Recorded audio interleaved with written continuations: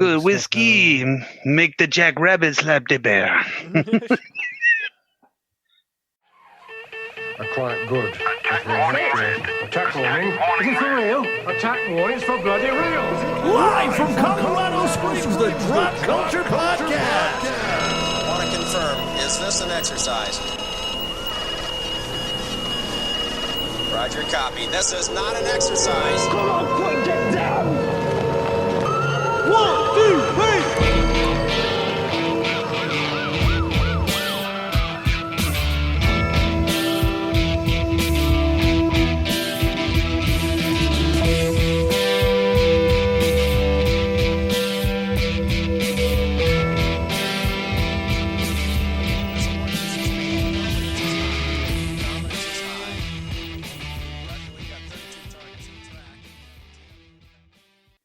Welcome, everybody, to the Drop Culture Podcast. We're that podcast where we pick up that piece of pop culture you forgot about or missed, shine it up real nice, and cram it in your ear holes. I'm joined today, as every day, by the man, the myth, the legend, Mr. Brock Smith. Hi, Brock. Hey, what's up, dudes? Hi, radical guys. Hi, party people. And I'm Dan. Hello, everybody. As always. And we're going to get into a little, we're doing a little something different for Christmas, for the holiday. We're doing a Hong Kong holiday over here. That's right. At the Drop Culture Studio. And we're going to kick it off in reverse. How about that? We're going to Tarantino this stuff back. Because we're going to start with John Woo's first American film. What movie's that, Brock? A little ditty starring the muscles from Brussels called Hard Target. Which was one of my all-time favorite action movies until I rewatched it. It's a story of a mullet. Oh my god. Mullet that can't be beat. I'm not gonna say that it's still not one of my favorite ones, but all I gotta say is now that I've given it like, I used to not give it that many breaks, so it'd be like once a year or something like that I watch it, but this time it's been probably like 5 or 6 years since I watched it, and now that I was watching it, not to be critical, but just like take notes and kind of notice some things for the podcast, I noticed a lot of things. As did I. Yes. And this wasn't one that was like in my rotation by any means. This one, I went and saw it at the theater. It's no next of kin. Liam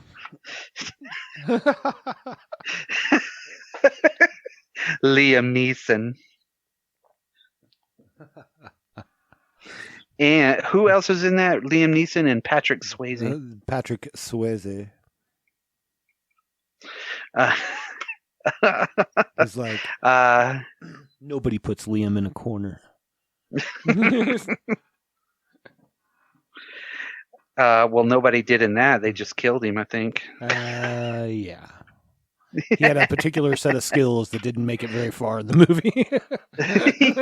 I got a particular set of skills that I was playing a hillbilly and I couldn't use. I'm Liam Neeson. Well, I did see this in the theaters, and I really have loved it ever since. I thought that this was probably, when it comes down to it, because of John Woo, it is the best Jean-Claude Van Damme movie. You can't take away Bloodsport just because that was the first time you got to see him. Yeah, Cyborg. There's a lot of movies that he had that were really pretty awesome, but Hard Target just had this elegance to it, and it had this color, and it had this. The director of photography was awesome in this. Before we move off this subject, of best Van Damme movies, this is not it. This is not the best Van Damme movie. You don't think so? No, I upper echelon, sure. Top half, sure. But it's no Time Cop. Oh, yeah. Time Cop was after this. This one came out in 93 or something? Yeah, 1993, because the movie that came out we always talk about this, how they'll release a movie and then like right around there's another movie that's almost like this. The next year we got Surviving the Game with Ice-T, and they're both based off the same book. Oh, for real? Yeah. For real. Cool. I didn't do a lot of research on it because I just watched the movie and I really wanted to get back into the movie again, and I was hoping it was going to live up to the way I always thought. And yeah, I had a smile the whole time, and I was like, he's got some good one-liners. It seems like Yancy Butler is like enjoying herself. Lance Hendrickson is fucking the best. He's awesome. Yes, he is the absolute most badass. Him and Arnold Vosloo together, are just they're fucking awesome. There's so many different accents in this movie. It's crazy. You know what I mean? True. There's 100%. Yeah, you have Van Damme. You have fucking Uncle Duvet. The Beatus. Wilford Brimley. Yeah, the Diabetes Man. Woo wee. Good whiskey make Jack Rabbit slap the bear. It was a bad accent. Then you got Arnold Vosloo, that Eastern European, whatever the hell that is. Yeah. I 100% think it has to be Eastern European. He's South African. Yeah, well, it's not what it sounds. Maybe he was supposed to be in that. I thought he sounded very Eastern European in that. Yeah. I don't know. He's a South African American actor. Huh. Yeah, he was a mummy, which was awesome. Yes, he was. Yeah, no. Well, all I got to say is this movie started out great, and when we go through it, I mean, the first part is absolutely magic, and it's fucking awesome. And then you kind of get into more of the muscles from Brussels type shit, and it kind of goes a little weird. But and this was okay. John Woo's first American film. Yes. Yes. And you can tell that John Woo loves Western movies. 100%. Because this was 100% a Western movie through a good portion of this. A lot of the action scenes, just straight up a Western movie. Yeah.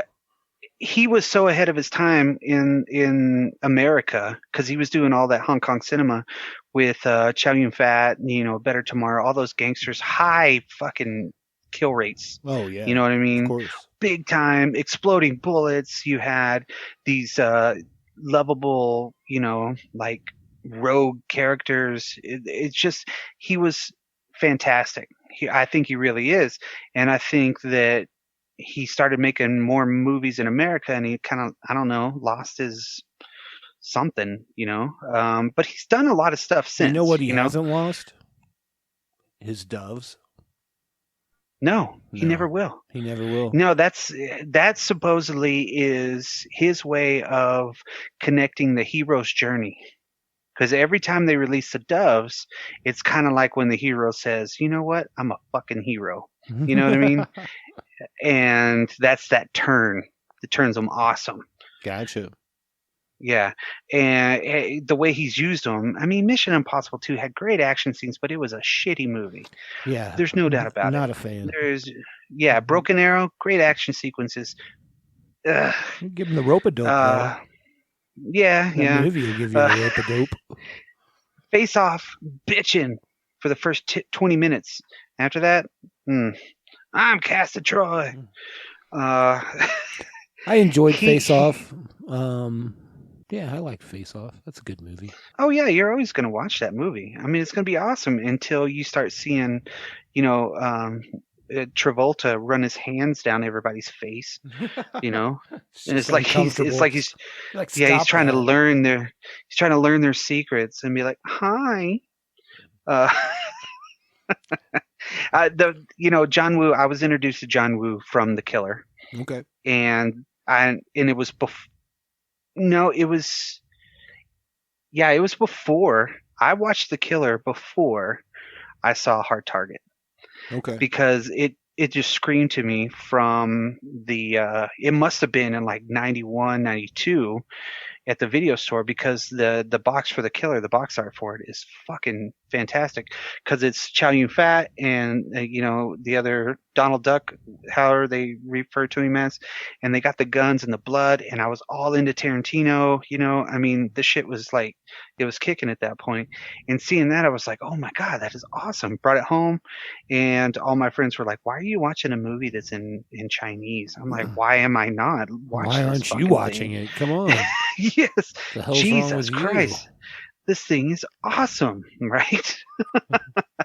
and then the next one, I did watch A Better Tomorrow because I saw it on like IFC, I think, Sure. when I saw it was a John Woo movie. I was like, yes. And then Hard Boiled I didn't see until after Hard Target because I didn't know I'd never seen it. You know what I mean? I never saw it anywhere where I could rent it. I was trying Hard to Target, remember which one I saw first, Hard Boiled or Hard Target. And I don't remember offhand. Anyways. Well, every year me and my dad used to go to the Hotter in Hell 100 in Wichita Falls, Texas. And he would ride the 100 miles, right, on his bike. And then when we got done, since we didn't have a place to stay, or sleep or anything like that, because we'd have to either sleep on the ground or sleep in the truck or whatnot, because every hotel was booked up. It's the biggest thing ever in Wichita Falls, right? Sure. So what we would do is as soon as he got done, we'd load up and we'd go to the movie theater and we'd sit there for the rest of the day because it was nice, right? Sure. So this one particular time we watched 3 movies in a row. One was was it Mortal Kombat? Was this year Mortal Kombat? This movie maybe, and Desperado. Okay. Maybe. I don't know if they all came out at the same time, but I know one time we watched this movie and it was fucking rad. I just remember being like, this is awesome. Desperado was kick ass. And never knew that was a continuance, Right. until a little bit later on, and knew that was El Mariachi. Mortal Kombat Part 2. didn't come out until 95. Okay, so it wasn't this one that we saw. Desperado came out in 95 as well. So yeah. Yeah.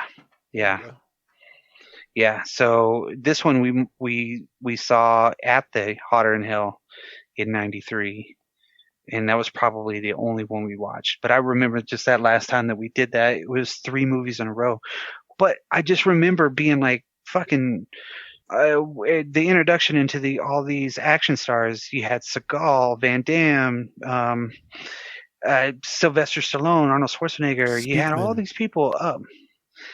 Yeah, Jeff Speakman. Yeah. You had all of this shit Perfect coming out weapon, in this, like 88 through 93, and Sure. it was in before it kind of changed with like Desperado and shit, and I just remember being so in love with this movie because of the action sequences. I thought that there was something special with the way that he like did the killer and shit like that too. You know what I mean? The killer, I just thought, oh my God. But we'll talk about that later. But this movie in particular was just one of the best movies I think that had come out about that time, Sure. And I didn't know until a little bit of research that Van Damme had more control over this than John Woo did. Okay. At one point, I think John Woo was offered Face Off before this movie. He was. And he put that off. And then, of course, the Muscles from Brussels, it was all about him on the set. So we can start out with... I think originally he wanted Kurt Russell to play the part. Right. Yeah, of Chance Boudreaux. Yeah, it would have taken like...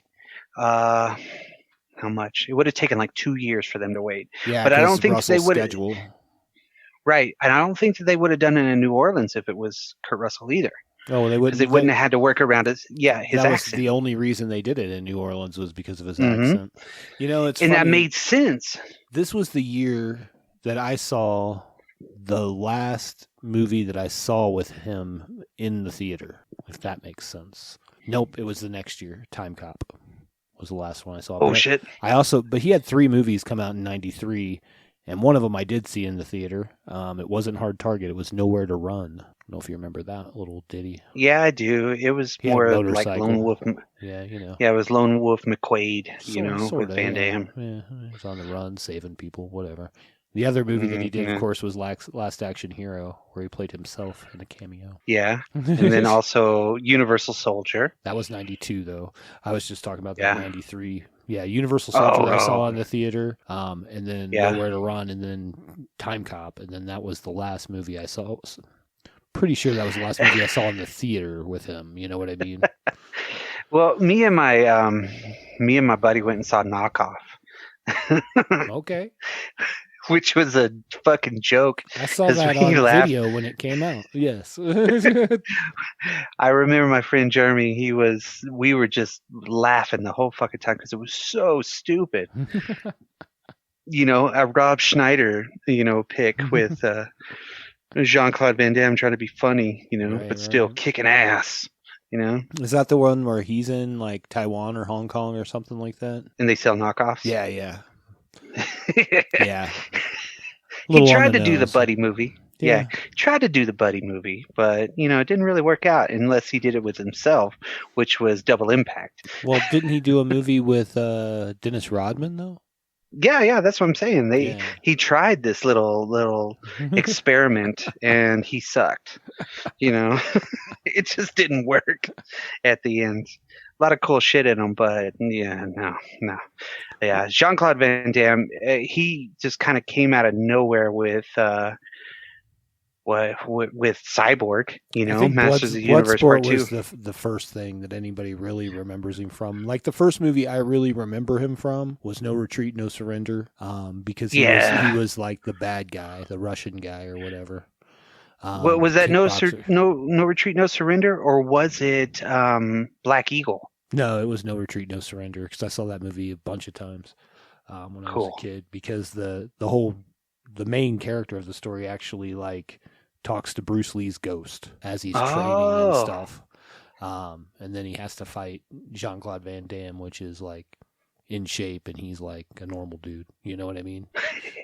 He's like the Ralph. It's like the Ralph Macchio of that world. Yeah. You know how it goes. Well, he was in Breakin'. Yeah, but he was just a spectator. I don't remember him from that. Like afterwards.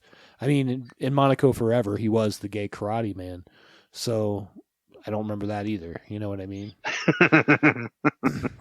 And that was He had a good run. Oh, absolutely. Yeah. Absolutely. I would say probably like really 88 to about 93, 94. I'd say 94 is about like his apex. I would say Time Cop was probably his apex. That was the same year he did Street Fighter. So sorry for that. Yeah. Well, you don't think that Die Hard on Ice was decent? Yeah. Sudden Death. I mean, it had that big budget feel to it. Yeah, it was and that was come to think of it, I did see that in the theater too. But yeah, I mean that was a good action movie. It was Die Hard on Ice, like you said. But yeah, so 95 maybe even. But I don't think past that. Like I think everything got really crappy after that. Pretty much, yeah. Until he did the Expendables 2, where he was bad guy, and he was pretty badass in that. I've only watched Expendables 2 because I was in a hotel and that's what was on. But I've never seen any of the other Expendable movies. So yeah, they're worth a watch. Yeah, when I have time, I got like stuff that's like real movies that I want to watch before then, probably. and I don't mean that in a bad way, but like let's be real. Like, come on, old guys. All right. I watched the one where the Hemsworth brother died. Was that 2? Yeah, that was 2. Yeah, That's where he kicks a knife in his chest. Yes, that's the one I've seen. Yeah, he was pretty badass. And it was okay. It was an okay movie. But again, like if I'm going to be watching things on a list, those are towards the bottom of the list. I think honestly, this is one of the only Van Damme movies that I'll always revisit. None of the other ones, except for Bloodsport, just because it's such a good movie. I love the intro of Time Cop. like the beginning parts of Time Cop, like when they're kind of setting up that world. Yeah. That's very intriguing to me, and I like the way that was done. So that's probably on my list of movies that I would watch again. I like this one. I liked, of course, who doesn't like, Bloodsport or Kickboxer, Right. or they're all the same movie, but you know what I mean. Yeah, they're all the same. The Quest. Yeah. God. Well, the cinematography was done by Russell Carpenter, and Russell Carpenter, I think, did a great job with this one. I really like the way that it looks. Lifetime award too. He's done tons of shit. Pet Sematary 2, True Lies, Yeah, he got a He did Lifetime the- Achievement Award from the, was it the Cinematographers Association? That's pretty awesome. Wow. Yeah. Yeah. I think he's the oh shit on Avatar 2 and 3. You know what I mean? Got it. We'll see those Yeah, movies someday, I hear. Yeah, one of these days. I heard there's They like 8 better of them. fucking yeah. Yeah. They're going to look awesome for There's- about 5 years. And then you'll be Yeah, like, oh. And I'm gonna be like, oh, Mm. that looks like shit. Oh, sorry, guys. Sorry. But then you had also the short-lived beauty, Yancy Butler. She was Witchblade. She, honestly, after about the mid-90s, you didn't really see a lot of her. No. She kind of Didn't she do some TV stuff? Like Well, Witchblade, she her- was a TV movie, and then she did the show, right? Yeah, her first big movie was Hard Target, Yeah. and then you go to like Drop Zone with Wesley Snipes. Yeah, didn't she do like 4 or 5 movies like in those mid-90s that were like with people? Yeah, Yeah. yeah. Like people who Fast are Money. Yeah, people that make money. She was with those people, and then they were like, off. Get out of here. She was on Yancy. Kick-Ass. Yeah. Yeah, she was on both You know Kick-Asses, what? actually.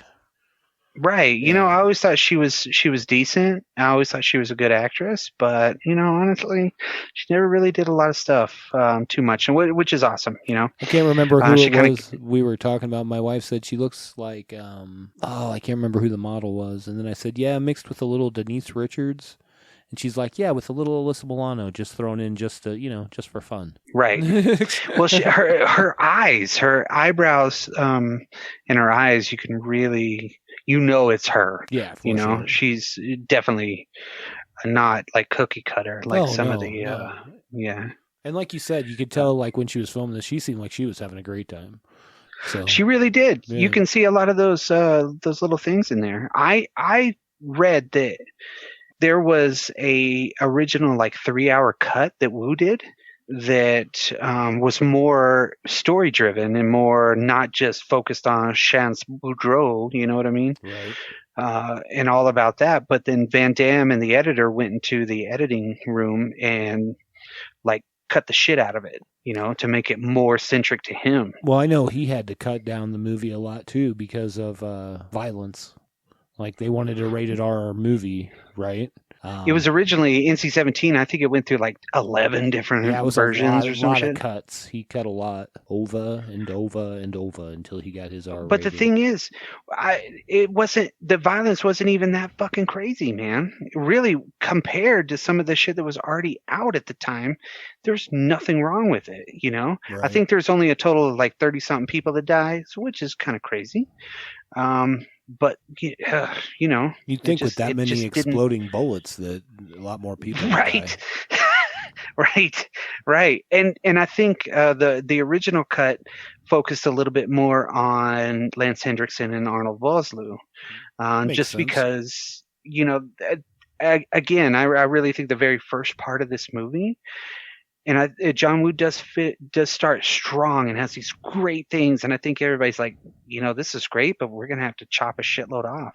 Right. So they really kind of murder the rest of the film, and you're like, God damn, how else could they have done that except for Hard Boiled, The Killer, A Better Tomorrow, all the way through. He has, like whatever you would say, Final Cut over there.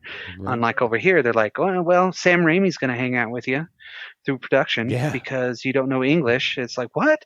That's why Sam Raimi's brother was in this. Yeah, absolutely. Ted Raimi was in this. And whenever I learned that, I was like, no wonder.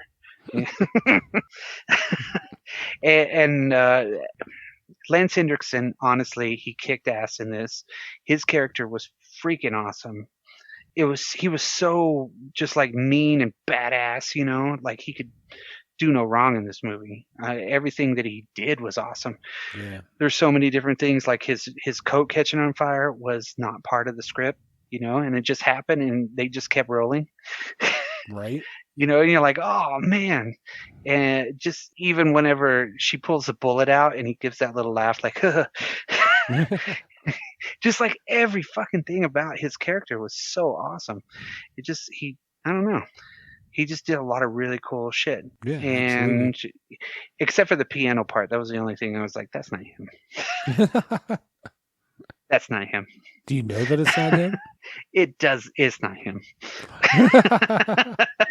It's not. If it is, I will fucking, I don't know. I'll do something to make up for that, but that's not him. Even I think even the supporting characters were pretty good. Like, of course, the cop, she was pretty good. Brimley, maybe, and I'm glad that they only kept him in a really, really, really small role. And then you got Sven Ole Thordarson, He was one of the original barbarians in Conan the Barbarian, and LaFours, he was he was a security guard LaFours. So there's a lot of really cool people in it, and I think another thing that suffered is he does a lot of slow-mo shots, Van Damme does. Yeah, and I think that the studios were afraid that that moviegoers weren't going to like. You mean Van Damme does or Wu does? Wu does. Yeah. So it's a match made in heaven when you got both of them. Absolutely. Yeah. How many times can I slow motion your shotgun cocking? Yeah. Come on. Well, I mean, he showed a lot of emotion with that shotgun. Yes, he did. It's probably the most emotion we've ever got, other than the part where his brother died in Kickboxer. Go on. Oh, yeah. Or when he goes blind in Kickboxer. You're like, no way. That was Kickboxer. Bloodsport. Yeah, he goes blind. Oh, Bloodsport. Yeah. Okay. Anyways. Well, anyway, this had a budget of, $20 million, right? At the highest point. And it made 74. So this made John Woo get to stay, It also helped Van Damme kind of skyrocket into more of that total action star. Yancy Butler had a career after this. Lance Hendrickson added more credence to his stuff. Arnold Vosloo became something. So everybody that did this movie came out with something, So that's why I think it's a really good movie. Well, and you'll notice that you mentioned it earlier that Sam Raimi was, kind of Universal was like, go watch him, go help. Yeah. But his production company is also listed on here, Renaissance Pictures. Uh-huh. That's what he started with Evil Dead. That's right, Renaissance Pictures, and then, of course, the Army of Darkness. Oh, yeah. Yeah, but released on August 20th, 1993. So I want to, before we get into the movie, I want to kind of fill you in on this book that all this was based off of, and there is a plethora of things that have been based off this since then, but we're speaking specifically of Hard Target, of course. But it's called The Most Dangerous Game. It's written by Richard Connell, and it was first published in January 19th, 1924. It's crazy. And the story features a big game hunter from New York City who falls off a yacht and swims to an isolated island in the Caribbean where he is hunted by a Russian aristocrat. So there you go. That's where you get it from. Yep. And that's where we start off. Because, again, the way that he started off with the whole, showing the one dude running. Yeah. I guess we can go Let's ahead and jump get in. started on. Heck yeah. Yeah. So, okay, so it starts off and you get to see kind of like this one dude running, which I think is kind of cheating for these dudes to have, the motorcycle dudes kicking the guy and he's like totally getting fucked up by these guys, But then also some dudes firing a freaking bow and arrow or whatever. You don't get to see it at first, but it's like I don't know. It's a powered fucking arrow gun. It's like a spear gun almost. Yeah, almost. Yeah, and it's got this like titanium tip stuff, and you get to see him go into the French Quarter, and then all of a sudden he gets hit, and you're like, oh shit, what the fuck, right? So they're all chasing him, and he's running towards something. Honestly, I'm thinking the whole time, I'm like, damn, are the cops not going to show up for this shit? Especially the explosion. So many times in this movie where I'm like, was 90s New Orleans like the 70s Detroit? Like, well, I don't think it was. I don't think it was. Well, the way they explained it is they basically had the cops on strike, like in RoboCop. The cops were pulling a RoboCop. Whatever. Which is whatever. Yeah, nobody even came out of their buildings though, like for half of it. Not just this specific scene, but I'm talking about later on. Like I'm like, man, come on, somebody would at least poke their head out. There's like nobody on the streets of New Orleans. What? Yeah, that late at night, is it past Carnival or whatever they call that shit, Mardi Gras? But yeah, no. So they're taking this dude and they're chasing him, and he gets all the way to the very end. You get to see Vosloo, you get to see everybody that's involved with this whole deal, and of course the dude looks like he's about to get away, right? And then of course he gets shot in the arm first, goes all the way through. I guess he pulls it out at one point too. Then he gets shot in the leg, and then this is another part where I was thinking, okay, you're kind of missing the point here, guys. He should have dove into the water. You know what I mean? That's what I didn't understand either. I'm like, you're there. If he gets to the river, he wins, or the water, he wins, whatever it is. So he could have just let go. Like even the part where like he falls through the thing. Yeah. Just let go. It's fine. Nobody cares. That's exactly what I was thinking too. Is like, dude, just let it go. But no, he's trying to climb up, and then he gets the whole spear to the freaking, or the arrow to the chest. Right? Yeah, like everything I'm reading shows that it was a crossbow. Was it a crossbow though? I guess. Yeah, I just don't remember seeing like the bow portion of it. Yeah, I don't know if I would really consider it a crossbow because it's like a gas-powered freaking gun. Yeah, like a spear gun almost, yeah. Yeah, you get to see it later on too, but you also see it up close whenever he's walking with the dude, Right. And he's like, it's like a drug, isn't it? And so so you see the boat, you see the dude die, and then now we're into the movie Hard Target. You know what I mean? Right. We have all those fancy action shots. We have all the really cool explosions. That's where I thought the cops might show up. Just one of the many places that the cops or anyone could have showed up. Yeah. Throughout this Somebody movie. Driving by getting high somewhere. You know what I mean? Somebody's like, holy shit, did you see that explosion? Let's go look at it. And then they get there and shotgun went off right on the side street here. Surrounded by buildings and apartments, but nobody noticed. Yeah, big explosion. Big fucking deal. No problem. Nobody cares. Move along. So Nothing then we to get see here, kids. Yeah. So then we get the big introduction. And this kind of starts off with, doesn't it start off with her coming into the town, right? Mm-hmm. Or she's coming into wherever. You get to see. She stops and talks. Her driving her. Yeah, she stops at a house. Yeah. She goes to where she thinks her father is, right? Right. Some old lady, yeah. Yeah. And, you're still left to thinking, what the hell are they doing with all those people? Why is this happening? Who is she?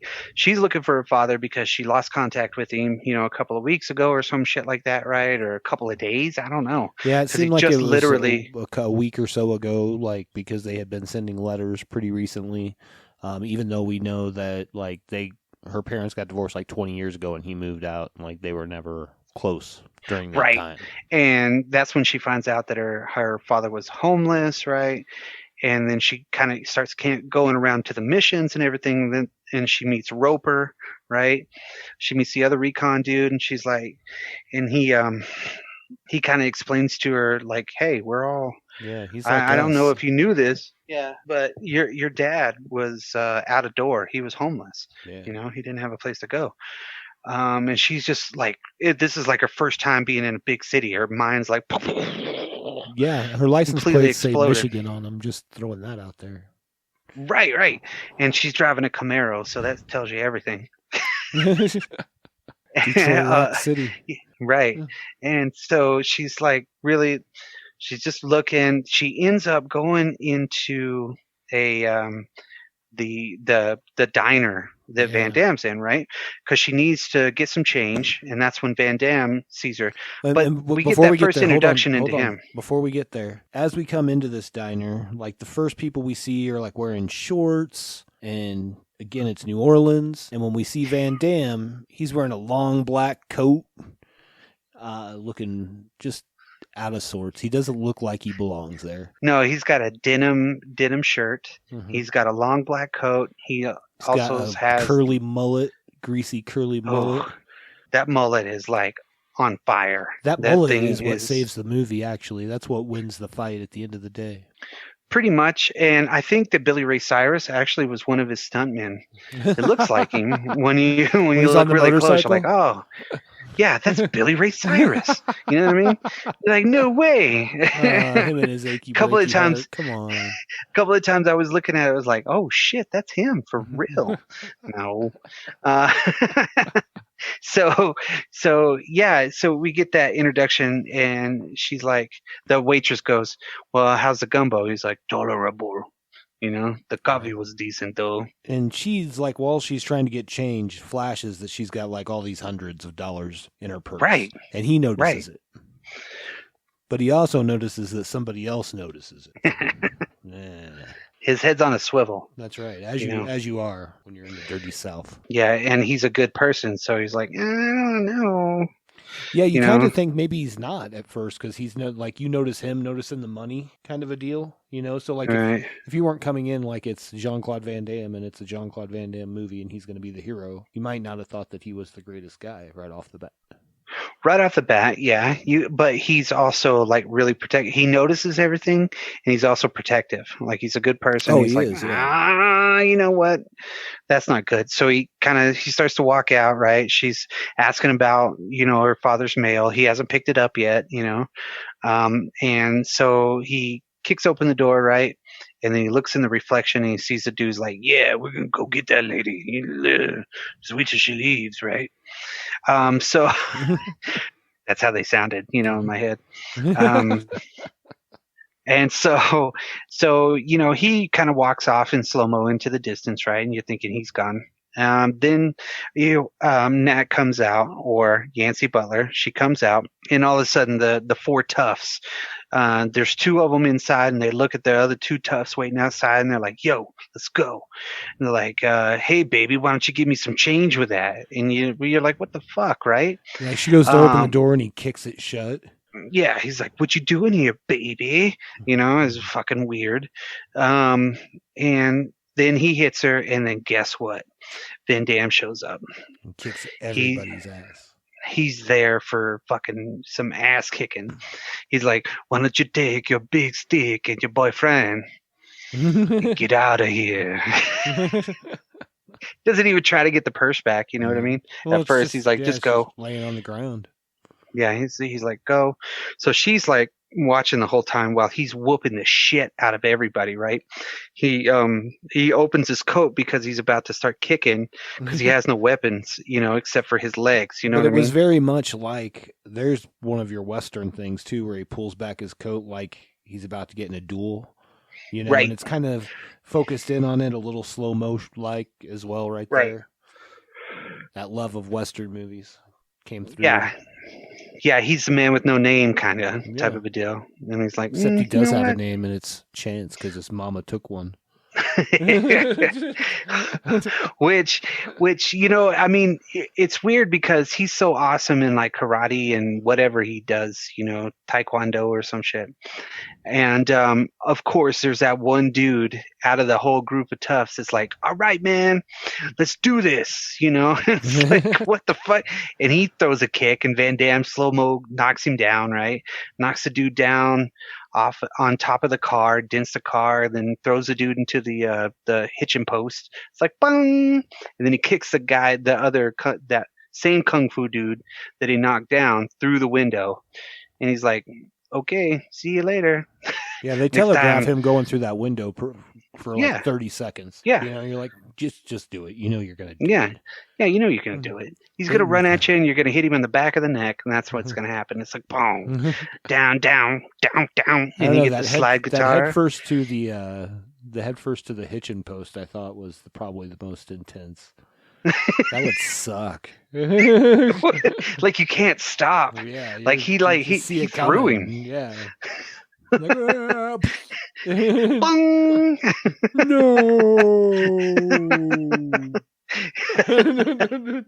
Which is so fucking crazy, right? Right. So that's when he walks off, kind of like, yeah, all right, I'm a badass, and so she eventually tracks him back down again because she wants to file the missing persons report, right? So she goes into the police headquarters, right? Homegirl's got a birthday cake. She's about to blow out the candle, like and she shows honey bun or something. I don't even know. It's not right.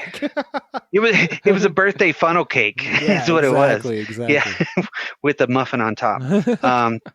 And so she's like, okay, whatever. What's his name? And she just puts she's like, it in he was there. homeless. Wait, hold on. She just takes the whole cake and puts it in, like the candle is lit. Yeah. She doesn't care. She just puts it in the file, shuts the door. It's more dramatic that way. It really more is. Dramatic. And so she's like, hey, you need to canvass the missions. You need to go check everywhere where you might know where he's at, blah, blah, blah.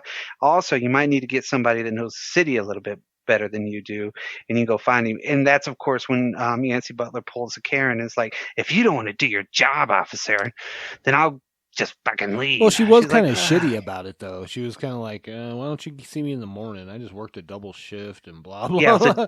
Yeah, there's all the cops are on strike. She's the only one in the whole place, right, at this point, which we don't get an explanation later on when there's more cops there. You know what I mean? But that does explain why there was no cops out on the streets most of the time, because they were during a strike. Or people, they were RoboCop that shit. Yeah, exactly. They couldn't afford that many extras. So she's like, whatever. And she ends up at the docks because we see Boudreaux. He's standing on the dock tying, a fisherman's knot and stuff like that. And then you find out that they're going to be hiring able seamen, right? And he's over there just kind of at the back, right? Because he's a total badass, right? He's not up with the the Jeffs and the Teds of the world, and and so basically he gets up to the line because they call his name, and after she approaches him and is like, hey, yo, you want to show me around for $100 a day? And he's like, He's like, what am I doing? Does it really matter what you're doing with $100 a day? And he's like, yeah, it actually does. So you get to see a little bit more character from him, right? Just a little bit more of how awesome he is, right? So, like all of a sudden he says no because he's going to get on this boat. Yeah, but then he finds out he hasn't paid his union dues and he owes $217 or whatever it was. In something cents, yeah, $217.57 or some shit like that. And he's like, you got to pay union dues. So he's like, fuck. He sees her driving away, but then she gets stuck, and then guess who's waiting behind that oil barrel? I know. As soon as dude, again, that it's a little tropey. Yeah, it's straight up like the badass is here, right? Yep. And she's like, here, how about you drive? And he's like, I don't have a license. Like, oh, okay. So honestly, he's kind of different. So they end up, he's like, here, let's go to this place. I know a guy that's over there, right? And they go into the deal, and of course it's Roper, right? Right. He's like, hey, Chance, everybody's like, hey, I thought you were supposed to catch a ship, right? Yeah, So they this all is know. like, yeah, this is like big news for him, right? Like he knows everybody in town, and everybody's totally cool with him, right? He's totally cool with everybody else, except for the bad guys, of course, you know. Right, but they still know him.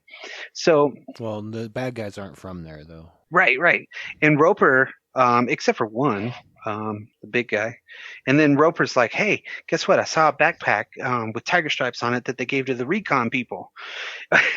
When she first meets him though, and he's like, he's of course he's got his army shirt on, right? It has his name, says Roper, and he's like, I was in the service before. She was like, no way.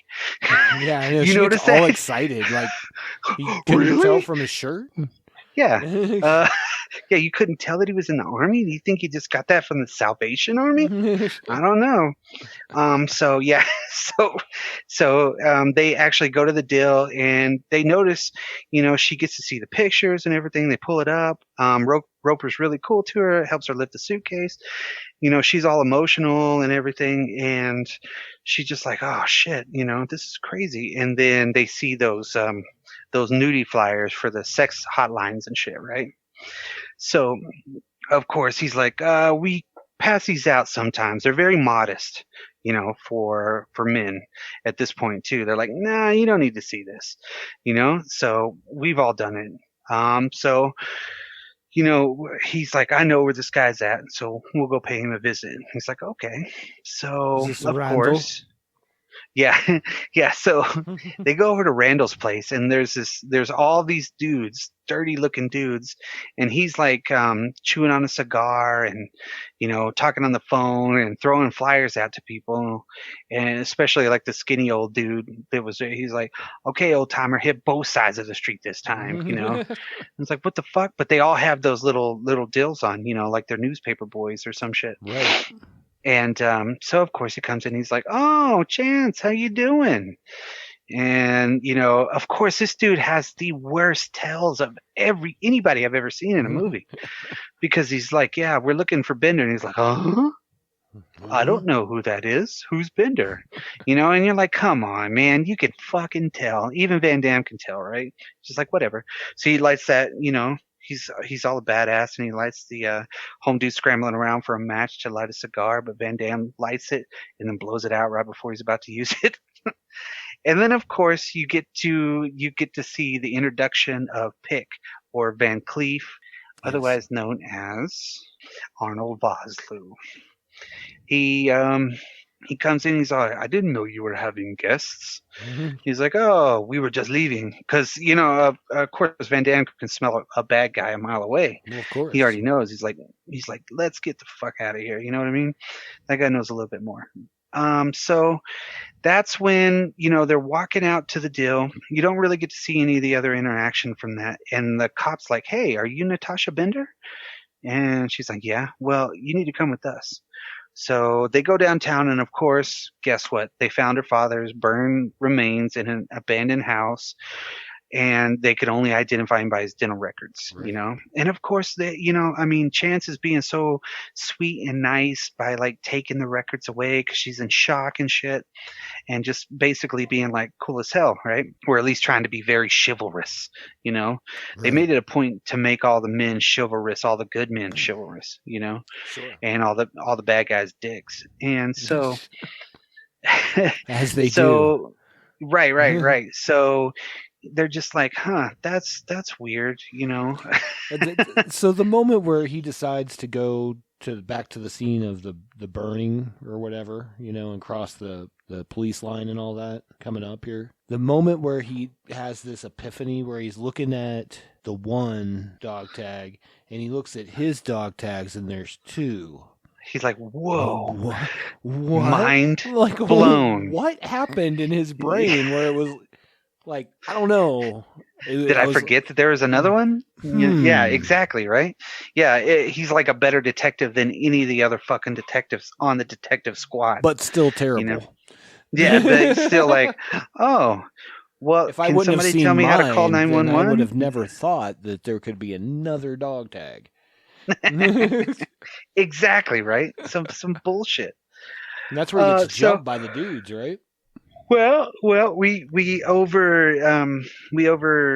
skipped over the part where Fushan and Van Cleef go visit Home Dude and Home Dude go visit Randall. Oh yeah, you know? yeah. And he puts the he like kicks his ass and shit like that. They Cuts punch off his him. ear. And, yeah, and then yeah, they do the homage to Reservoir Dogs right there. You know what I mean?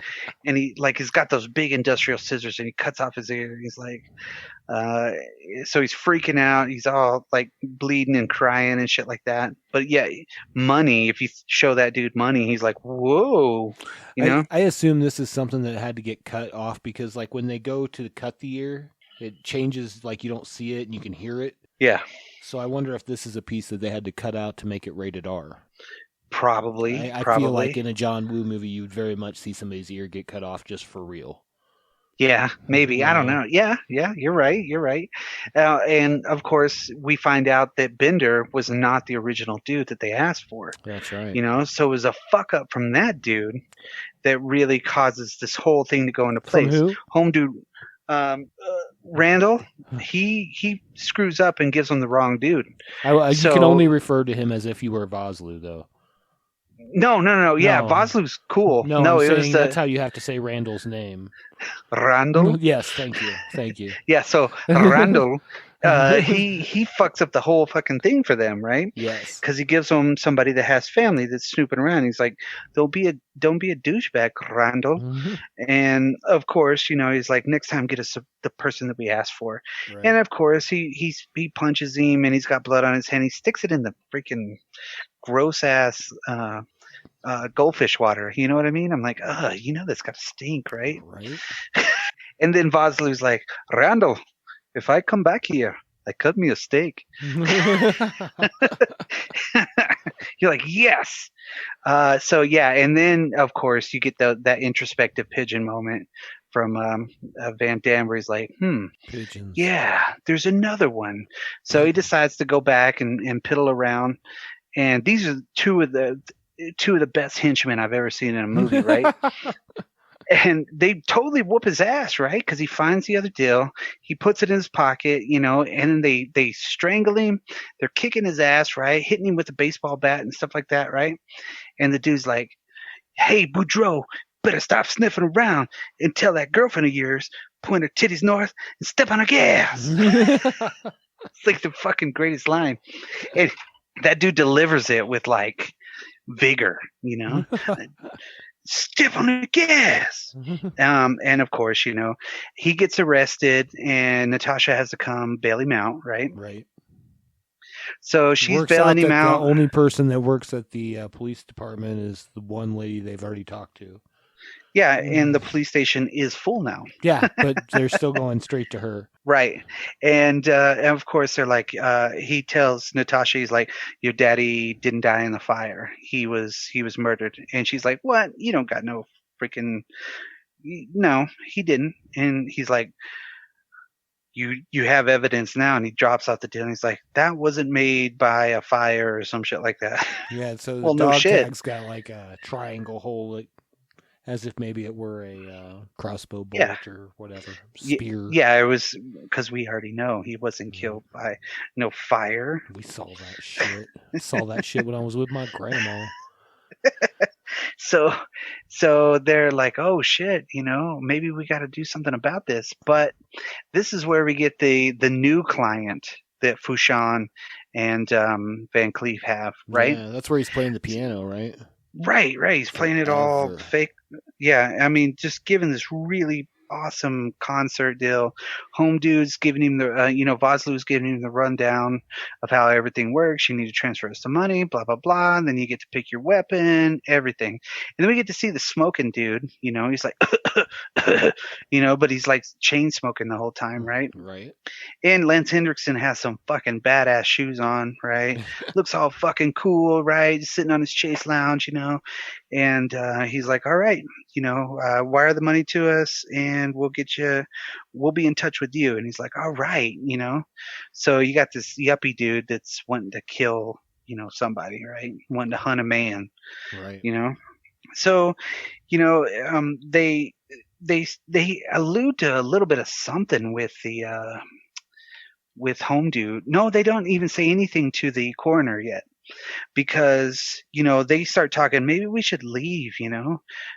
Go somewhere else. Maybe this will be our last hunt. And he's like, okay, we could hide out in Eastern Europe for decades before anybody would find us. Right. Yeah, Well, and okay. he does talk about how they moved around from Brazil to here, blah, blah, blah, blah, blah. Rio de Janeiro, yeah, Carnival. We've held hunts in Carnival, and yeah, every place that has it's like a predator thing. You know what I mean? Every place that has extreme turmoil, they're there. Just hunting people because they can get away with it, I guess. Yep. And so of course, homegirl, the whatever you call her, the detective, goes back into the corner and is like, yo, you need to redo the autopsy on Bender, because we found this. And she's like apparently that dude's like a douche too, because she's she throwing just treats straight him. sass at him. Yeah, no shit, the whole time. It's all, or I'm gonna have an inquiry done on you. And he's like, he's like in a learning hospital too, where he does his autopsies to where people can watch him do it. It's one of those gallery type operating rooms where like the Elephant Man was and shit. And so basically he starts I didn't freaking need out. that reference to see that, but I appreciate it. Yeah, there you go. So he's freaking out, and you get to see him in the next scene smoking on a cigarette, throwing all these autopsies in the fire, right? And then he gets a knock on the door, and he's like, who's at my door? And guess what? It's Fushan, right? So Lance Henriksen walks through the door, and he's all menacing, and he's like, hey, we need to do this. And he's like, they want me to redo the autopsy on Bender. And he's like, well, this will be our last hunt coming up. So, thanks for your service. And of course, he gets another knock right before or right after Hendrickson kind of gives him that menacing, where he puts his hand on the letter opener and pulls all the mail down like he's going to do something, because Home Dude's flipping. Right. Big time. So basically he goes to the door, and guess who's waiting there with a freaking silencer? It's Vosloo. And blows a hole through his eyeball. Pew! As you do. Yeah, he walks in. What a funny little man. Where did that come from? We didn't need that. You know what I mean? So, of course, what would have made this movie better is at any point if he actually was the mummy. Yeah. I hit Nusha. I hit Nuna. Anaxanamun. Yeah. But so they leave, and they're like, all right. You can see them covering their tracks too, because they're always like, what do you say? Yeah, they're always like wiping down everything. Of course, Fushan wipes down the knife and everything like that. So then the next scene kind of cuts into where not Van Cleef, but Randall is Randall's actually recruiting Roper at this point. He's like, so do you have any family? And he's like, no, I ain't got nobody. And of course he's like, so all I got to do is fill out an application and I'll get $100. And he's like, well, if you don't want it, I'll take it. He's like, no, because he's working on his pride. You know what I mean? So this dude's like, I'll fucking do anything for $100. That's a lot of money to a homeless guy. Right. So of course, he does it, and then he's like, okay, so what's next? You know? So, we get the, basically we get the new, where is it? Because after this, Van Cleef and Fouchon start trying to eliminate everybody so they can get this last hunt done, right? So they, of course, they pick what's his nuts, Roper, right? Right. So they meet him at the train depot or whatnot, where they turn around the trains, right? And they're like, "Hey, this thing's got $10,000 in it. You make it to the river, you get to keep it." And he's like, "I make it to the river, I get to keep it." And he's like, "Yeah, but the whole time you use your imagination. You know what's going to happen." So the dude's like, "Okay, fuck it." He's So like, "You got of 5 course- minutes. Don't waste it." Yeah, you got 5 minutes. Don't waste it. So he's like, "Oh shit." So he grabs the money belt, and home dude gets out of the fucking car, right? Immediately cocks his gun and starts pointing at him. He's like, "What do you think this is, Beirut?" What the fuck, right? So, why didn't that guy go fishing? You know, I mean, fucking, he just hates this last dude, you know, because they're just trying to get it over with. Well, And, because they're of chasing him course- down. He finally lands a shot on him, on Roper, and then Yeah, he doesn't go in for the kill. He's just like, yeah. I'm done." Yeah, he's like, "I don't want to do it. Have somebody else do it." And he's like, "What? Go fucking do it, you dumbass." Paid me So the dude's chasing. $500,000. Yeah, $500,000 to go kill somebody, and you're not going to do it, pussy. You know what I mean? That's kind of the way he was acting. You know, he had no Exactly. empathy for anything. He's like, "You're a fucking piece of shit." And of course, that's where he gets the whole, you know, "Why didn't that guy go fishing?" You know, and they're in the graveyard, and Roper jumps out, knocks the dude down, grabs his fucking gun, and eliminates the rich dude. Right? Yep. It's like, damn, right? So you're thinking, holy shit, and he starts pointing the gun at Van Cleef and Fouchon, and he just starts firing. They're like, "What the holy shit? How did he get a gun?" They're like, "Jesus Christ, what the fuck?" Because that's even what he says. What the fuck? And so, And this is So, of where he course- finally runs out into a street that has people in it. Right, There are people right. there. but he's bleeding, and he gets a big smile on his face. And he's like, "Yes," but since he's homeless, I guess everybody already knew him as homeless. I don't know, I don't have any because change, man. yeah, that's Ted Raimi. Ted Raimi's, Yeah. "I ain't got no change, man." Even he knocks over that dude's coat in the Yeah. can. Oh man, you know that big dude was like, "Fuck, man, that was my coke." You know what I mean? It's a they get all over the street, and then of course they won't let him into one of the bars because it's time to close. They won't, you know, nobody's like even paying attention to him whatsoever because he is homeless, and they're just like, "Leave me the fuck alone." And that's where I guess that line comes from. It's just like nobody gives a shit about him because he's a homeless dude, and he's like, "You know what? Fuck it." He sees him pull up, and he's looking at him, and he's like, "At least I'm gonna go out like this." And he just fucking stands right in the middle of the street, and then Van Cleef just blows him away with all the other dudes with silencers, and just completely like filling full of bullet holes. And not just him, apparently, because there were other people that were like laying behind him. Right, like they were, They yeah, just like they gunned were- down everybody that's in the street. yeah. And Vosloo's got enough time to walk all the way over to him, take the $10,000 from his money belt, or rip the money belt off, cut it off, And wait, and and not with urgency. no. He like does it waits like a a- little bit after they shoot for a while, and he's like, "All right, smoke's cleared. I guess I'll walk over there now." Yeah, he's like a complete badass. Like, they ain't gonna do shit to me if I'm walking over to this dude. You know, hands in my pocket. Nobody's gonna be able to draw me. I don't got the simplest face ever. And so, of course, they're like, "Ah, shit. You know, that's it." You're thinking, okay, they're gone, right? It's gonna be the end of everything. And of course, Chance and Natasha arrive there, and they're like, "Damn," you know what I mean? He's dead, and you know, from about 100 yards, Van Damme, because see this whole part, Van Damme is not really in the picture, and you don't really give a shit that he's there. Right. But then all of a sudden, he comes back into the whole movie. And he's like, I'm gonna get these motherfuckers for killing my homeless friend, Right. bastards. And he looks at her from afar, and he's like, She's like, well, people said that he was passing out flyers for Randall, and so they're like, all right, let's go see him. So the next scene, Randall's running out to his car, right? It's a piece of shit fucking Oldsmobile or something, right? It's like the worst car. Trunk doesn't even close. It's like a fast food burger wrapper on wheels. You know what I mean? It's just gross. So he's loading up all of his stuff, and of course, as soon as he shuts the door, Pick runs up and just bam knocks the window out. And Randall, you were leaving without saying goodbye? He's my mama got sick in Biloxi.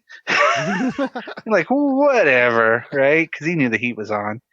And that's when he blows him away with the freaking. This is where he blows him away. You're right, with the shotgun, and not a person is in the street. Not a person, like pokes their head out a window. Nothing Shotgun at all. Right next to this building doesn't even matter. Right. They pull up. Guess what? They pull up, and she slams on the brakes, and this is the only cop car that you can open from the inside. In the back seat, yeah. Right? Because they're like, oh, shit, something's wrong, that's weird. We see all that shit. And, of course, she saves the day, the young detective woman. Yeah. She saves the day by pushing her out of the way, so she takes a fucking shotgun blast to the stomach through the deal. And then Chance is like, what the fuck, right? So he starts fighting everybody and, kicking dudes on motorcycles and shit, Right. And this is where we get the most Van Damme of all, you know what I mean? Not the most, but I mean like an extreme amount of extreme amount of Van Damme, because Van Damme pulls a move to where he actually gets the cop's gun from her Beretta, right? And starts firing at the dudes, shooting in the deal, and then he grabs an extra clip. He jumps on the back of the car and he shoots that one henchman that's like, point her titties to the north, you know what I mean? Right. Shoots that dude, and then Vasu gets in and they're like, go back and get him. So of course you got the other I guess the other dogs is how he refers to them. Right. The motorcycle dogs, and he kills one dude, and then he karate kicks another dude clean off. You got to think though, if that dude's doing at least 30, maybe 40 miles an hour, right, really fast, trying to shoot somebody, and you get a kick to the face, both sides are going to hurt. Oh yeah, the kicker and the kickee. Agreed. Yeah, so he ends up upending the whole thing, and Van Damme's like, you know what? You're gonna get on, right? So he grabs her. He's like, she's dead. We gotta go now. And Natasha hops on the back when she's crying. We can't leave her. Blah blah blah. And of course, so he starts on his big rampage through the city. You know what I mean? To the one abandoned spot on the highway, and So he does a little bit more maneuvering, knocks some dude into a shitload of boxes, right? And he's like, ooh. They don't really show the aftermath of that either, you know what I mean? You do get the really cool motorcycle jump through the explosion. Oh my God. And what's awesome is you can see the ramp. Like on the backside of it, like when they show it coming through, you're like, oh, there's a ramp right there. Cool. I like how he kind of grunts. He's like, and then wee, hurt. It's two people. He lifts it completely up instead of going around it because he had time. You know what I mean? That's before they run into the other dude. So they get away and they're going up to the ramp, and he's like, oh shit, dead end. All the workers are back there like, man, this sucks. So he pops a wheelie to drop her off. Yeah, he just jumps real quick, and it's like, huh. She's like, what the fuck? And then he pulls his best surfer dude routine. He's like, come on. You know what I mean? So he notices he's got gas on the deal. They're pulling up in a Suburban. You know what I mean? Yeah. And this is the part where he's on the motorcycle and then he's standing on it, and like you were saying. But these are the parts where, like, when they cut back, you can totally see that the stuntman is not Jean-Claude Van Damme. 100%. Yeah. Especially it looks like Billy Ray Cyrus. No shit. because of course he's firing at him, firing straight at he kills the dudes, but he's still got to crash a motorcycle into it so to stop it, and he ends up like doing a danger roll over the top and on the end, and then he fucking shoots the gas tank. Maybe took him like 6 or 7 shots. Well, because and it science, and it exploded it big did, time, like freaking was a 90s destroyed movie. everything. It was John Woo. This is definitely one of those movies where like bullets are exploding, like when they're hitting explosive stuff. bullets. Yeah. Like every bullet That apparently is full of it. is an explosive round. Yeah. It hits everything that's metal around it. It's a magnetic explosive bullet. So so basically we get to see him blow up the car, and he's running back, and that's when Fushan's coming up in his Jaguar, his Shagwire, right? Mm-hmm. So he pulls out the one round gun, like the badass one single gun, and Chance is running in slow-mo, right? So he's an easy target. And and so Fushan fires it, and it blows up that deal. And of course, it takes him like 10 minutes to reload the freaking thing, right? Of course. Because it's one bullet, and they're standing there above the train because the train's going. And he's like, "Ladies first." I'm like, okay, whatever. So they jump and they land on a pile of boxes.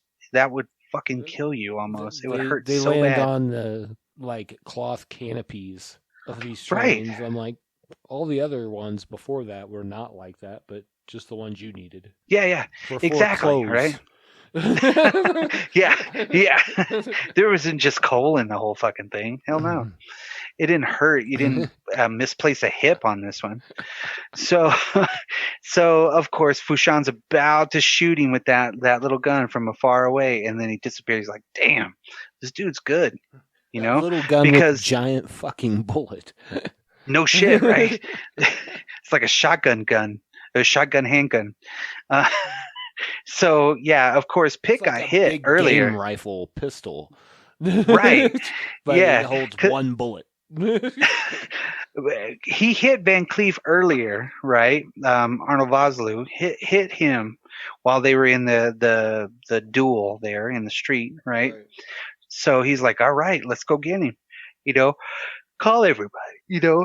Let's call all of our friends, and then that's when we get the next scene to where I guess Vosloo is a tracker, like a badass tracker, right? Yeah, So it they seems that go, way. so they go underneath a big giant ass trestle. There's no way that they jump from that fucking thing and landed in the mud. You know what I mean? So he sees a little boot print in the deal, and that's when everybody else shows up. And Hendrickson's like, "Yo, the hunt. This is going to be an exceptional hunt. We're hunting this one dude." And it's a $750 hunter buy-in, $750,000 hunter buy-in. But if you bag him, then he'll consider it paid, right? So they all got to walk down. their entire debt paid. So even if they owed something from before, like it's your hunter's balance is paid. Your whatever. And so then we get the little cut where they're running still. Boudreaux and Natasha. And they're running through, and she's like, "Oh my God, can we stop?" He's like, "No, we got to go. If they have a tracker as good as Uncle Duvet, they're going to be able to find us. We only got a couple of hours." She's like, "Oh fuck." So then, they kind of cut back to them going, talking all about the hunt. If it's hard for you and I, it's hard for them too. Yeah. Then they cut back to them, and she's like, "Can we rest a second? Let me just sit up against this tree." And he's, of course, Van Damme's like, "Oh, okay.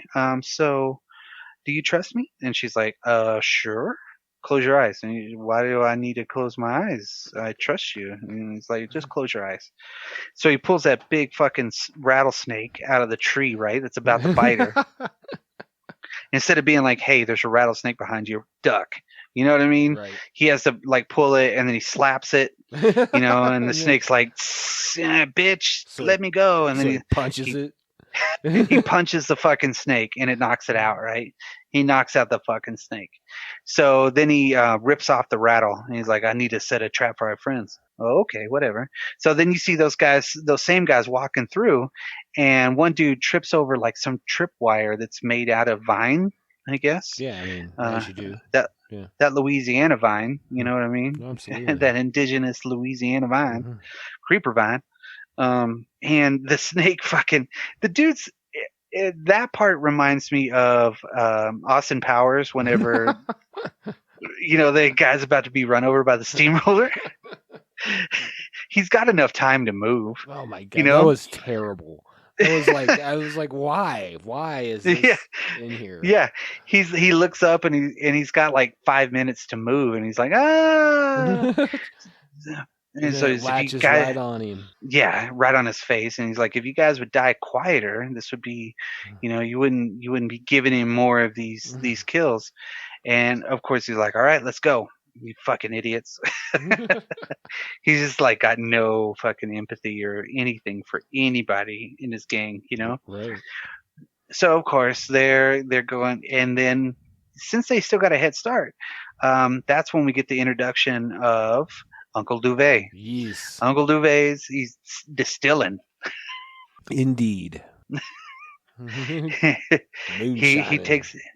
He takes a drink from his moonshine and everything. He's like, woo wee, and does the whole fucking I don't know, Colonel Sanders bit on that shit or whatever. Also, not a great accent by the Beatus. No. Yeah, Wilford Brimley does not rock on the. No. So he's I fix him up real good, Jen's my boy, he's like over the top and just in everything instead of being like quiet. What does he say he did with the gun? Because Chance asks him if he still got the gun he got him for a gift. Yeah, the 30-06, and he's like, Gator got it. Yeah, that's right. But I still got your shotgun. But I still got your shotgun. And that was about as good of an accent as Wilford Brimley gave. Pretty much. When we remake this movie, actually, Brock will be Wilford Brimley's character. Oh, that would be awesome. I would love that. Have some white wellies on, and for no reason whatsoever. Old Uncle Duvet. So this is where Van Damme has that love moment with his shotgun, right? Right. He grabs it, strokes it real good. Yeah, blows on it. Yeah, here's another thing too, because when Wilford Brimley picks it up, a bunch of dust and dirt come off of it, right? And then he throws it to Jean-Claude Van Damme, who catches it like so smoothly and nicely. Somehow, no dust comes off of it. Dust already came off, and then he blows on it, and like a whole thing of dust comes off. I'm like, yeah, what? He's got to blow the gun, I mean, he loves it that much. He's going to blow it, right? He's going to blow it for sure. But what you notice after that, Yancy Butler's looking at him, right? And he looks back and he's like, hey. Like he's a little embarrassed for loving that fucking shotgun. You know what I mean? Like giving it a blowjob, As he should it's fucking, be. yeah, it's weird. So of course, he throws him the shotgun shells and he's like, these men that hunt you, they hunt you for business or for pleasure? Both. What the fuck, right? Bad one-liners still. He's like, okay, I'm gonna go to this, you guys go this way. So he hops on the horse, right? And of course, as soon as he's gone, I mean, he's hauling ass, right? Then we get the next cutscene to where they've tracked him to Uncle Duvet's house, right? So that's when Sven goes up to the very top of it and he's like, nobody's in here, boss, And then Uncle Duvet like says something in French, and it's all Uncle Paul, whatever that was, and he shoots the arrow and it knocks over the whatever you call it, the part of the still, right? Yeah. So it starts fire, then all of a sudden, it catches on some TNT, right? And then, because of course Vosloo's like, what the fuck, right? They all start firing at him and they're running away, and he's like, he's not who we're hunting, stupid. Yeah, obviously Duvet had like tied up quite a bit of TNT, of dynamite, because there's multiple places within everything that it is. Yeah, in the building, next to the still. It fucking explodes that place. Yeah, they had enough time to eat dinner, take a nap, and hop on the horse and run away. Right? He doesn't really get too far, because he's going to lead him to the Mardi Gras graveyard, is what he says. He's like, okay, you be careful, and we'll get to a phone and we'll talk to somebody, because of course he doesn't have a phone out there in the bush, right? Right. So of course he's like, hey, stop everybody, after they're firing at him. Fushan's like, God, you idiots. He's not who we're after. And because he blows up a deal, he's like, you are a fucking buffalo. Like, that's fucking great, because that dude's big, right? And then all of a sudden, Van Cleef sees that he's like, oh, something's wrong here. Because he's always the voice of reason the whole time. He's like, we shouldn't be doing this. We're on his turf now. We just can't do this. We could just be this gone. Dude's gonna, we could be in wherever, We could be in Mexico in 5 hours. Right. They're like, damn, how are they driving or flying? Because Jesus, it's not that far from Louisiana. No, probably. Yeah. Maybe they're boating. Who knows? Maybe. Yeah, maybe. Yeah. Huh. Yeah, they probably took a fan boat all the way to Mexico. And so of course he notices it, and then you get that dramatic music, and then he's like, everybody get the fuck down. And the whole shack explodes. Everything is just destroyed. Big as giant. And that's one of the funniest parts too, because he sees his henchmen. He saw everybody. He trips the one dude. He like knocks him over like an asshole. Get on the truck. Let's go, people. And he just knocks the dude down just for fun. Yeah, he's like, get on there. Little leg sweep thing. Yeah. Yes, he just does it. He's pissing him off. You know what I mean? Just like, fuck, screw these dudes. So of course, Pick's like, I can get him from the air, and he's like, no. What's the sport in that? We got all these people paying for this shit. Why? Nobody's going to pay to anybody can do that. He's like, I know, but, he's pretty awesome. I need to take him from the air. So, of course, then we get the scene where, Van Damme's, he can fire that shotgun, and 300 feet away, the shotgun will hit a moving helicopter. Yeah. Which is amazing, I mean, that buckshot's not gonna just like slowly arc down, No, not if like he like curves his bullets like that one movie. Wanted. Yes, thank you. So he literally like home dude up. he curves shotgun shells up, which is weird. Just and the shot, really. The shot goes. Yeah, it's just all the shot. And so, of course, Home Dude is kind of leading him into this one deal, because they figured out a spot where they wanted to ambush him, right? Right. Like, don't worry, I'll get him there. So that's what he does. And, because he gets a clean shot on him pretty much, but then uses his grenade launcher basically to like lead him, knocks him off his horse, Mm-hmm. Yeah, we know that it could have all ended right there. Yep. Because Vosloo's that much of a badass, right? And, of course, he shoots the other dude on the other side of the helicopter, right? Yeah. But Van Damme ends up in this industrial weird place, in the middle of nowhere. I guess this is the Mardi Gras graveyard / cement factory or something. Yeah, it's like where the old Mardi Gras floats and statues go to die. It's like the Island of Lost Toys. That's right. Yeah. And it's got Jean-Claude big gears Van Damme everywhere. Just wants to be a dentist. He just wants to go hang out there. I just want to be a that's dentist, what he did as guys. a kid. So I'm wondering how old those Mardi Gras floats are too. You kind of look at them, and they have all these really cool different things, and there's offices in the place. Everything's just really cool, right? And of course, he goes in, they start firing at him, and they're like, well, wait a minute, we'll send some of these guys to find him, because they land the helicopter, everybody jumps out. You see the two dudes jump out of the helicopter, and they like danger roll out. Right. And then the Jeeps all like slam on their brakes. They're like, let's go. And so they're going to go get Van Damme on the inside, right? So, of course, he's loading his shotgun, as you would, and we get the comical moment of the dude getting shit on. Yes. by the pigeons. So they didn't use doves, they used pigeons. But Van Damme was already in charge, and this wasn't his hero's journey. He already made that shit, He already made that hero's journey early on in the movie. The guy right? fires up like when he gets shit on by the pigeons. He fires up and looks up, and as he looks down, of course, again in that He's right there. classic Western style that Wu loves so much, he's right there in front of him. Yeah, And he kicks a can of old gasoline.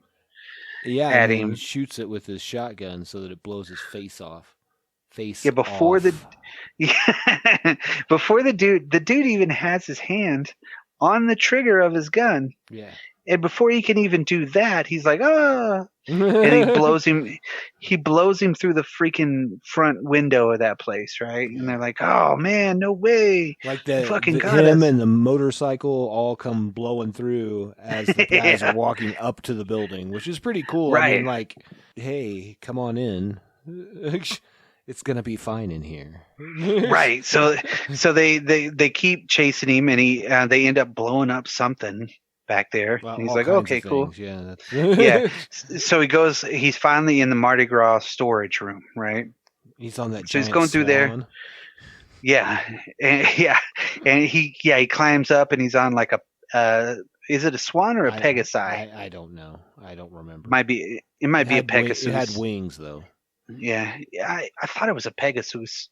But that's his first encounter with them, because they're like, oh shit, we're in this fucking weird deal. And he starts firing from above, and everybody's like, where's this coming from?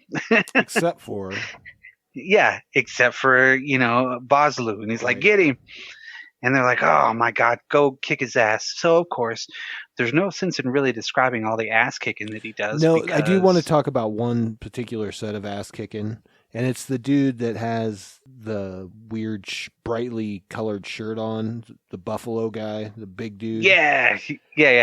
Because I think he shoots that guy like 3 or 4 times before he decides to waste the energy of spin kicking him in the face. Because there's a lot of spin kicking roundhouses going on for no reason whatsoever.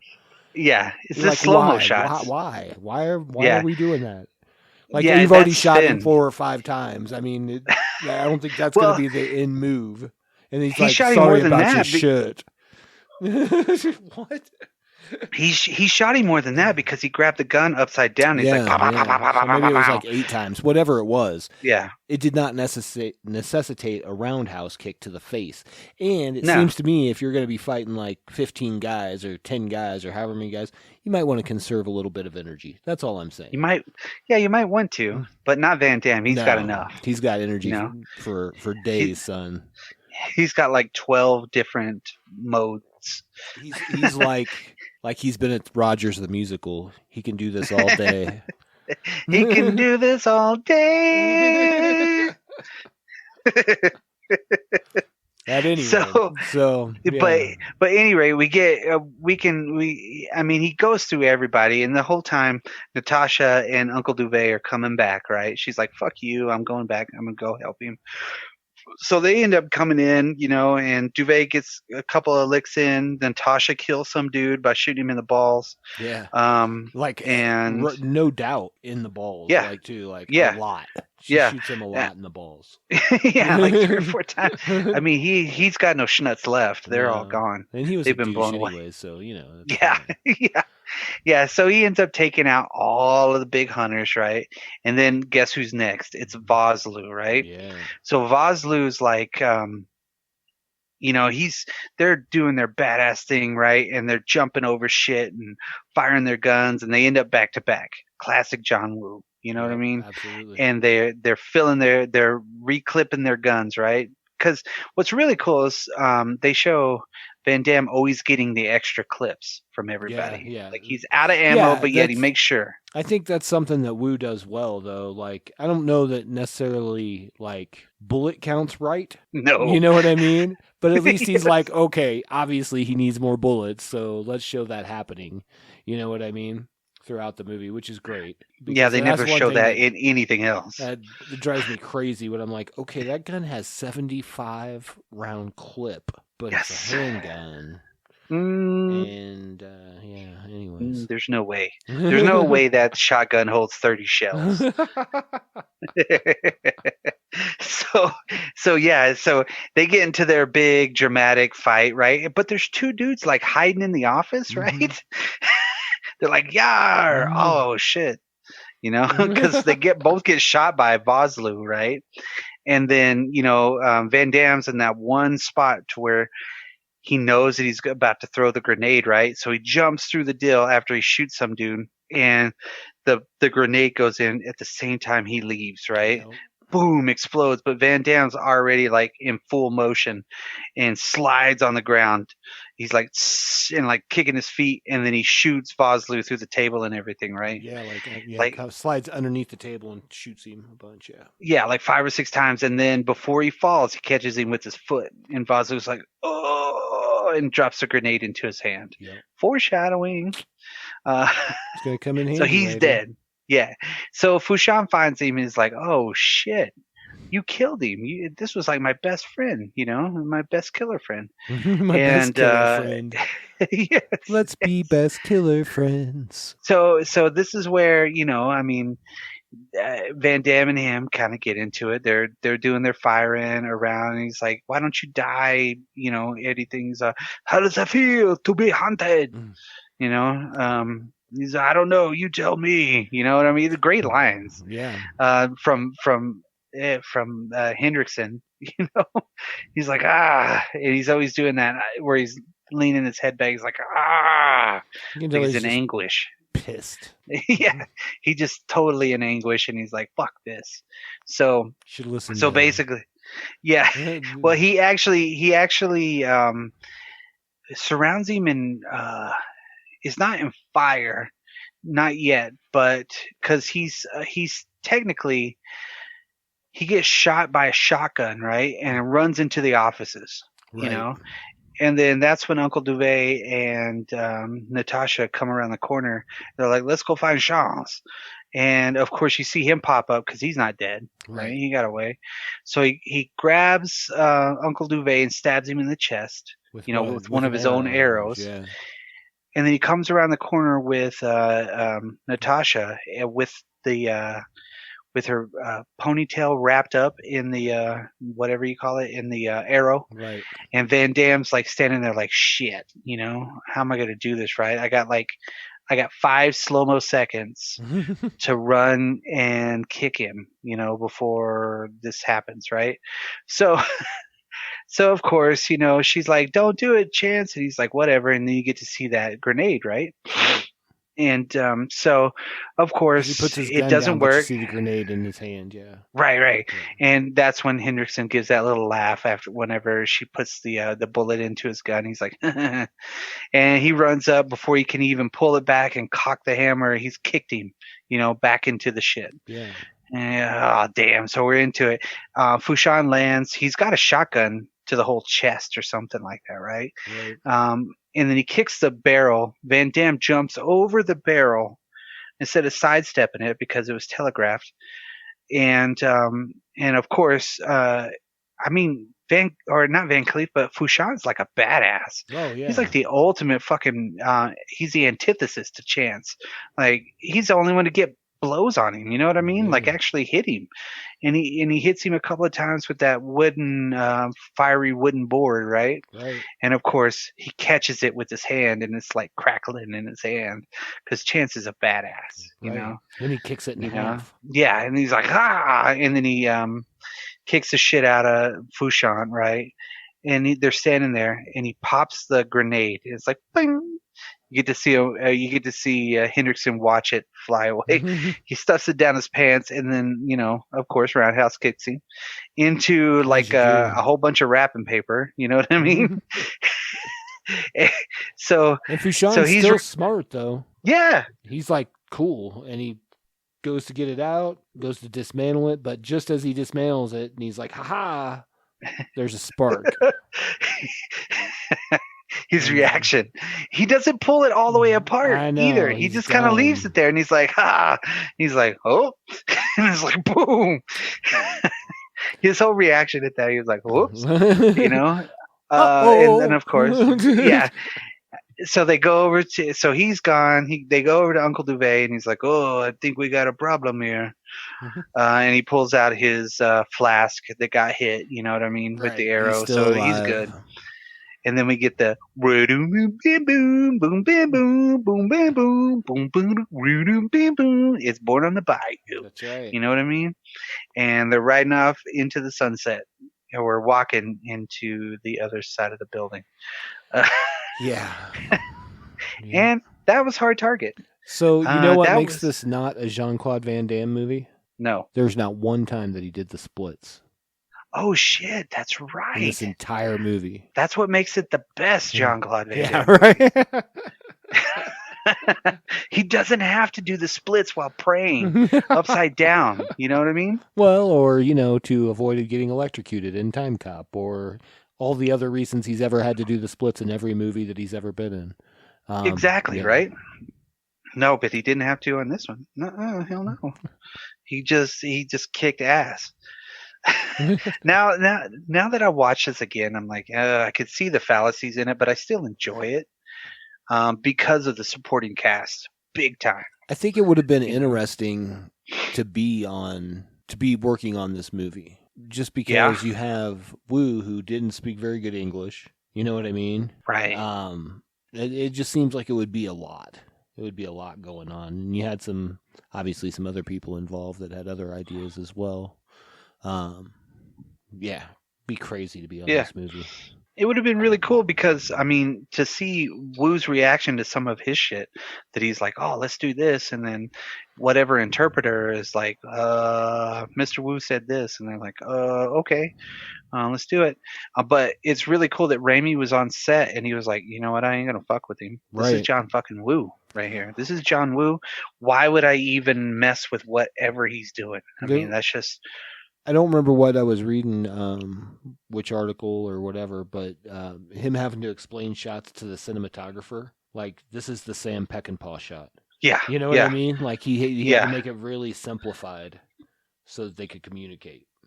Which is kind of cool, But they speak movie, you know? Exactly. When you speak movie, you're like, okay, I gotcha. This is one of those long shots, from the side. This is going to be a close-up. Right. Which, that's pretty rad, that they could do that. And this, like I said, this built a lot, or helped build a lot of careers, but also solidify a lot of careers as well. Mainly solidify because most of those people were already in movies, except for like Bosloo and Yancy Butler and Wilford Brimley. He hadn't come out with his diabetes thing yet. So well, he was straight up Cocoon famous. Yeah, I know. Our House famous. Yeah. Well, was it Our House? Yeah. Oh blah dee, oh blah da, life goes on. Brah. No, I still to this day love this movie. I put it up in one of the greatest action movies of all time, especially in the 90s. There's just what I want to see is I want to see the original John Woo cut. I do. Yeah, that would be super cool. I don't know that hashtag release the John Woo cut. It's probably not going to take off. I'd be okay with it though. I don't know. I don't think we'll get to see that. I don't know that. I mean, maybe if somebody's got all that stuff still. Did you watch the sequel to this? The what? The sequel that came out in 2016? No, fuck no. I'm not gonna buy that. I'm not gonna watch that shit. I figured you were such a fan that maybe you had seen it, so I was just making sure. It's part 2. I've never watched part 2 from Dusk Till Dawn. Oh, me neither. I'm not gonna waste my fucking time on that shit. You know what I mean? Ever. You know what I mean? There's a new release coming out for this on Blu-ray, and it's also got a 4K release coming out this month, which is going to be pretty cool. So I don't know what extras are on this, or if they have the extra, if they're going to have the extra, parts of everything. Like the John Woo cut? I would hope so, but it does say 1 movie, 2 cuts, 100 minutes. So the original cut was 97 minutes, so That's only 3 minutes. I don't know. Yeah, that's not that much. I don't know. But man, it's weird to think this, like in 2 years, this movie's going to be 30 years old. Oh God, 2 years I'm gonna be 30. Yeah, sure. Yeah, okay. So I wasn't mad that I watched this. It was what it was. I definitely saw the John Woo of it. I definitely saw the Jean-Claude Van Damme of it. It's cool that they got along. He even was excited that, Jean-Claude Van Damme could do more stunts and things than your average Right. actor. I don't know if I put this as one of my top action movies like you do, but I like it. I like it enough, One of the only reasons why I do put it up there is because of Lance Hendrickson and Arnold Vosloo. I could see No that, no shit at all, They do a great because job. they really did such a superior job on that it's an amazing thing to see those characters, and you want to see more of those characters, Right. Didn't you read too that they were thinking about even doing something with both those guys? Oh, I did not. I think that they did. Like a prequel? I don't know. That would It would have to have been, you know what I mean? Right. But that would have been one hell of a, because they said they liked their chemistry so much. I could see that. And I'm like, okay, but I didn't really see chemistry on the screen. But I did read just now that the new Blu-ray 4K release is going to be the director's cut, international director's version. Okay. So there's like 3 minutes of extra scenes or some shit. So you never know. So you never know. You could Never know, eh? You could get it in there. You could get a couple of more kills in there, eh?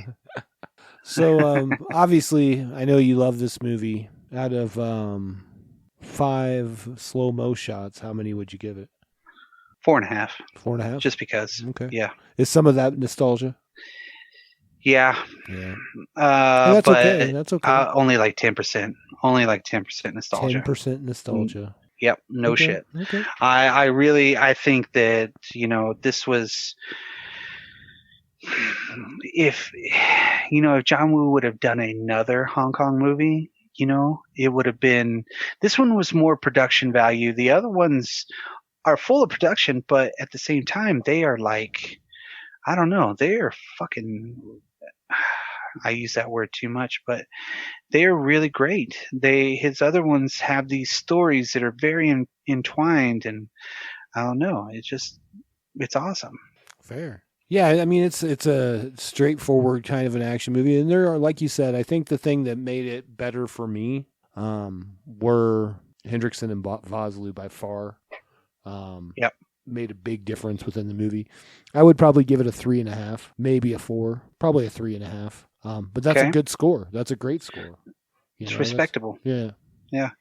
Very respectable for what it is a Jean-Claude Van Damme movie. That dude ain't winning no freaking Academy Awards. No. Yeah, I would give it 3.5 roundhouses. Ooh, that's pretty good. 3.5 roundhouses. That's a major accomplishment, And that's probably going to be one of the higher Jean-Claude Van Damme movies if I ever have to rate them. You know what I mean? Right. That's probably as high as I it could gets. see that. Yeah. I could definitely see that. I really can. But yeah, that's a hard target. And that's the beginning of our Hong Kong Christmas. Hong Kong holiday.